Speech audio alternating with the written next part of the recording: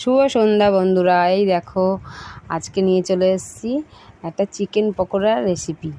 পকোড়া এই সন্ধ্যেবেলা একটু আজ দিনের চিকেন এনেছিল, তাই মনে করলাম একটু পকোড়া খাবো সন্ধ্যেবেলায়, তাই রেখে দিয়েছিলাম। এই দেখো ম্যারিনেট করে রেখে দিয়েছিলাম আদা রসুন আর একটু মশলা দিয়ে এই যে এখন নিয়ে নিয়েছিলাম ময়দা আর কিছুটা বেসন, আর ওই যে কুচনো পেঁয়াজ আর কাঁচা লঙ্কা আর ধনেপাতা দিয়ে ভালো করে মেখে নেব।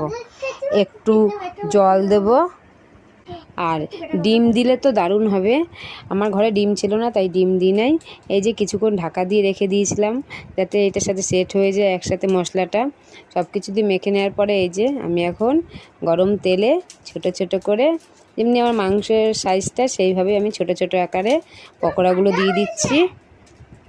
খেতে কিন্তু বন্ধুরা দারুণ হয়েছিল এইভাবে, কিন্তু পরিমাণটা একটু কম হয়ে গেছিলো। আর খেতে খেতেই তো কতগুলো খেয়ে নিয়েছে ওরা, আর মেয়ে। তারপরে এই দেখো এই যে তাই ভেজে নিচ্ছি, আর আজ কিন্তু একবারে কমিয়ে ভাজছি, কারণ মাংসটা তো ভেতরে সেদ্ধ হতে হবে, ওপরে তো ভাজা হলে হবে না। এই দেখো আমি সুন্দর করে লাল লাল করে কিন্তু ভেজে নিয়েছি। এই দেখো হয়ে গেছে, সাথে সস আছে, সস দিয়ে এবার খাওয়া। কেমন লাগলো অবশ্যই